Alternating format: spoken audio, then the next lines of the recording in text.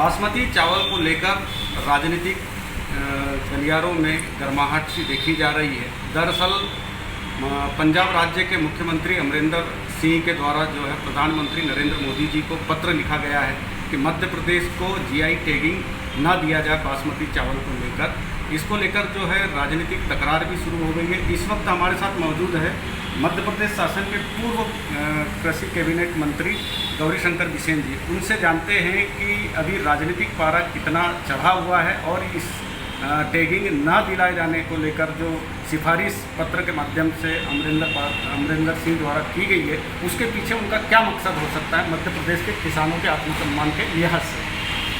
देखिए, माननीय पंजाब के मुख्यमंत्री जी का मैं सम्मान करता हूँ और मैं उनसे यही चाहता हूँ कि कम से कम किसानों के मुद्दे पर राजनीति न करें।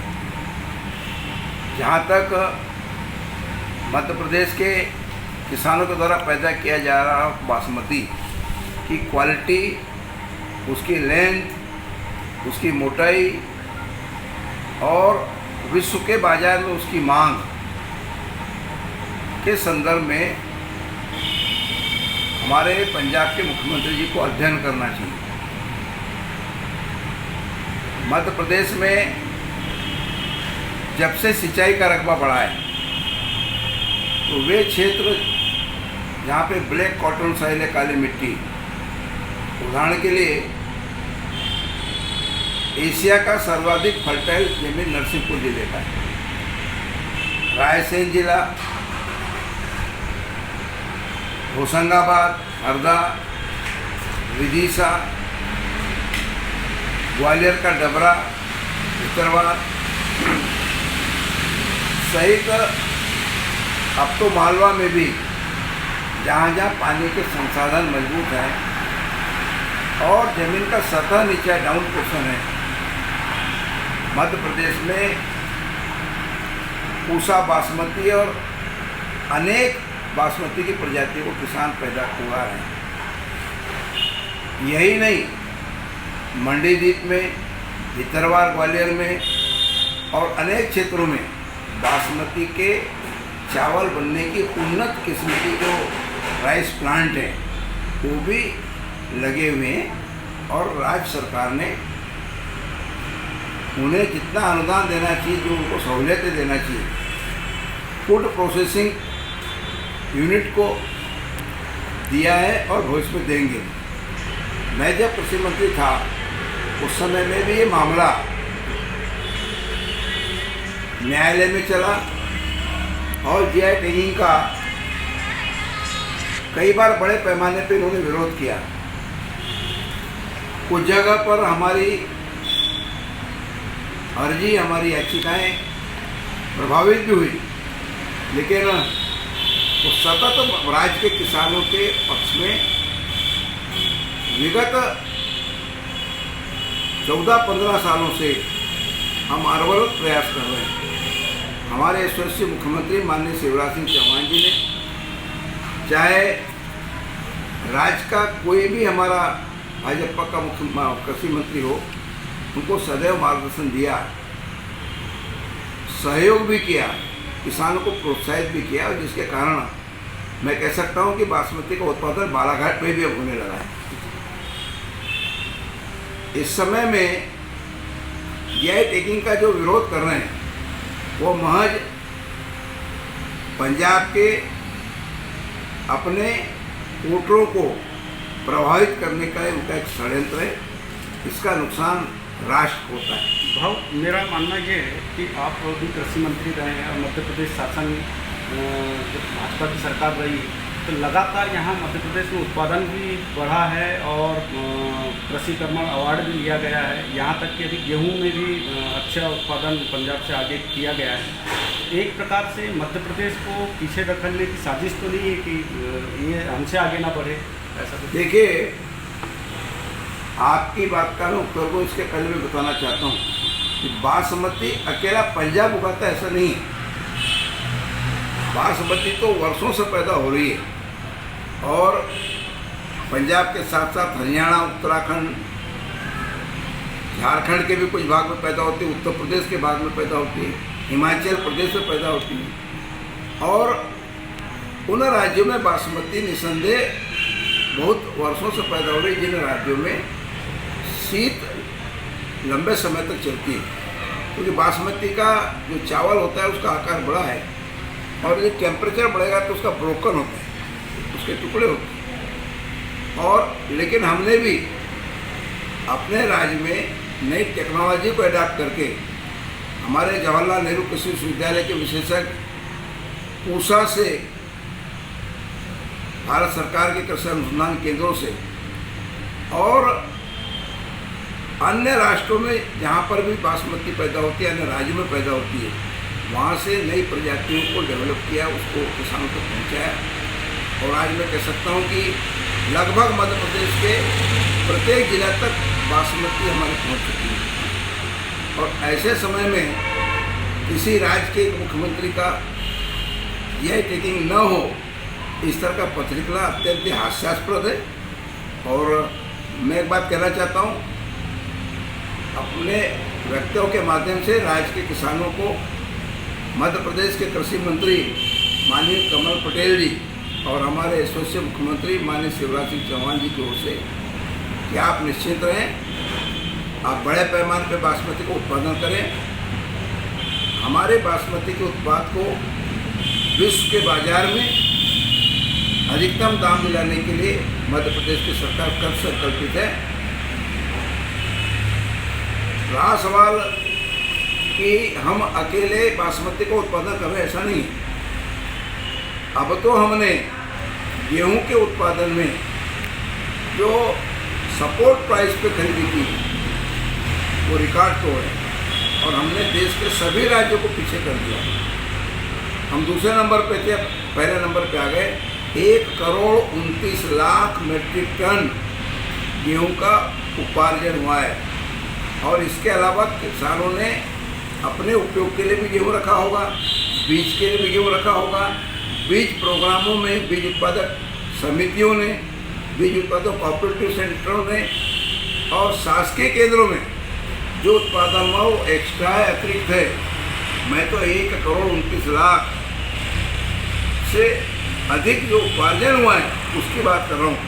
और आज हमने पूरे राष्ट्र में, भारतवर्ष में सर्वाधिक गेहूँ उत्पादन करने वाले राज्य का दर्जा पाया है।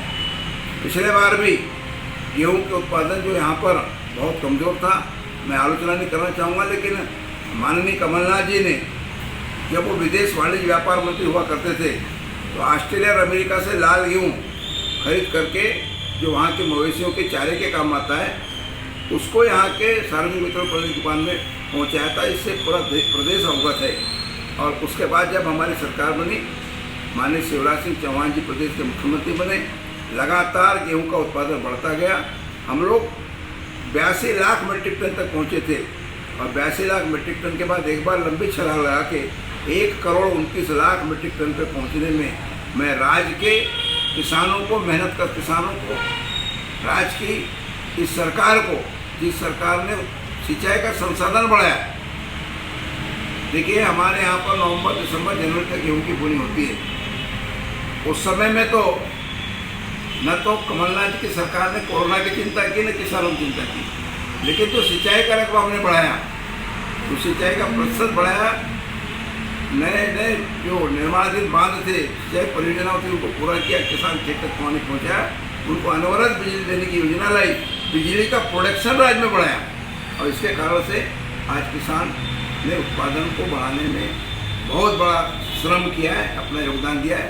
यही मैं खल रही है। और यही नहीं, हम तो विश्व में पूरे यदि अध्ययन करें आप तो चना उत्पादक में दलहनों में राष्ट्र में दूसरे नंबर पे हैं, तिलहनों में हम राष्ट्र में दूसरे नंबर पे हैं, गेहूं में हम राष्ट्र में नंबर 1 आ गए।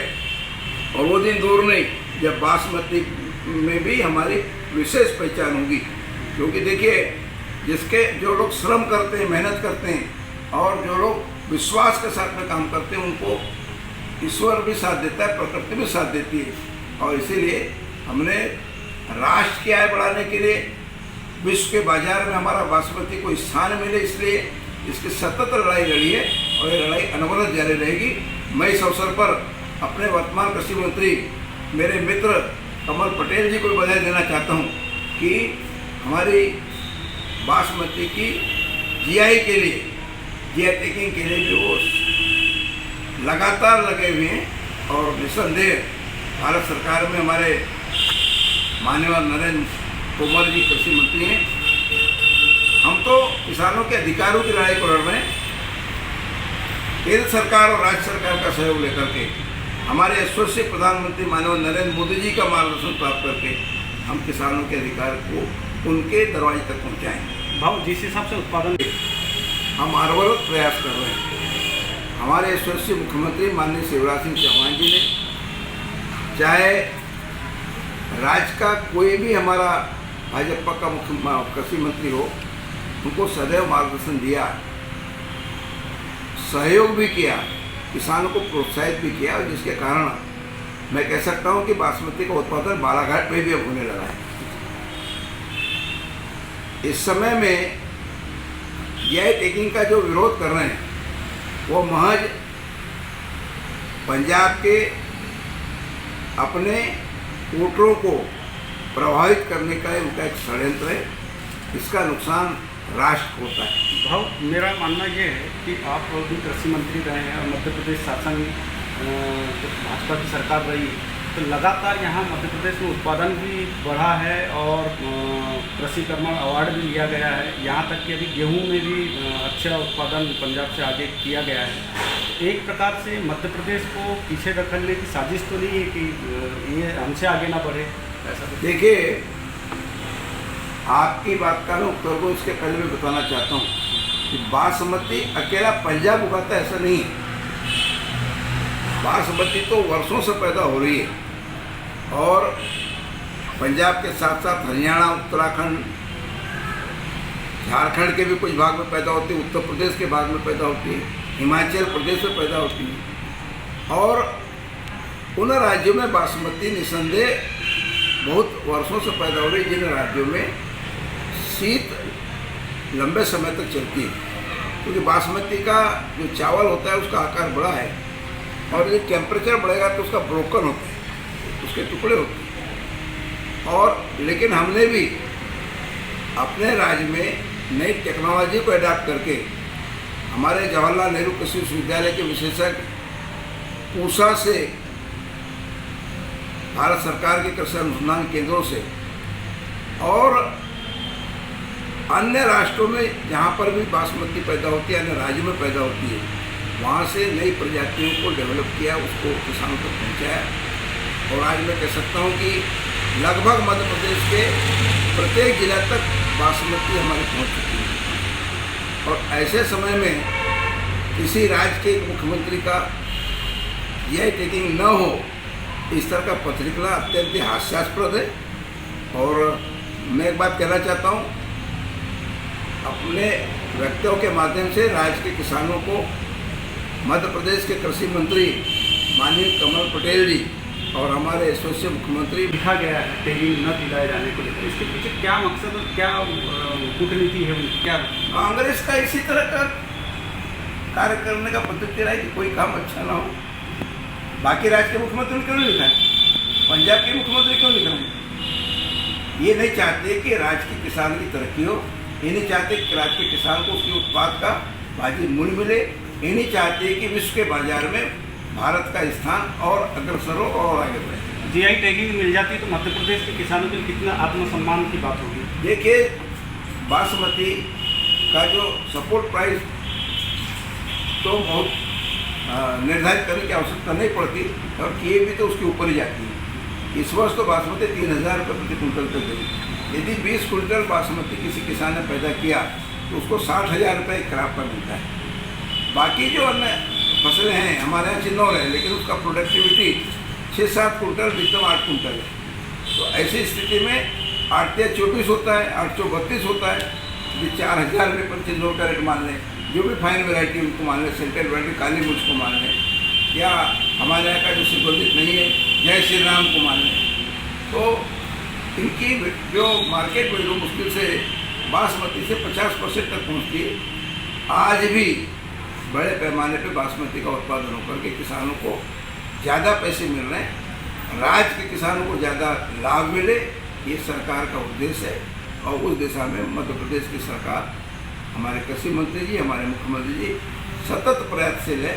मैं राज्य के किसानों को बधाई देना चाहता हूँ कि उन्होंने बासमती के उत्पादन में अपना महत्वपूर्ण भूमिका निभाई है और हम और उत्पादन बढ़ाएंगे और राज्य के किसानों को अधिकतम लाभ मिले इस दिशा में काम करेंगे। बहरहाल जीआई टैगिंग मध्य प्रदेश सरकार को, मध्य प्रदेश के किसानों को नहीं मिल पाया है, मध्य प्रदेश को नहीं मिल पाया है, लेकिन पूर्व कृषि मंत्री गौरीशंकर बिसेन जी का साफ कहना है कि बासमती चावल हो चाहे अन्य फसलों के उत्पादन की बात हो, यहाँ पर लगातार जो है किसानों के माध्यम से जो है बम्पर पैदावार किया जाएगा और मध्य प्रदेश को कहीं न कहीं उत्पादन के लिहाज से एक बेहतर राज्य का दर्जा भी लगातार मिलता रहेगा। पंजाब केसरी टीवी के लिए कैमरा पर्सन संजय अजीत के साथ हरीश लिल्लारे।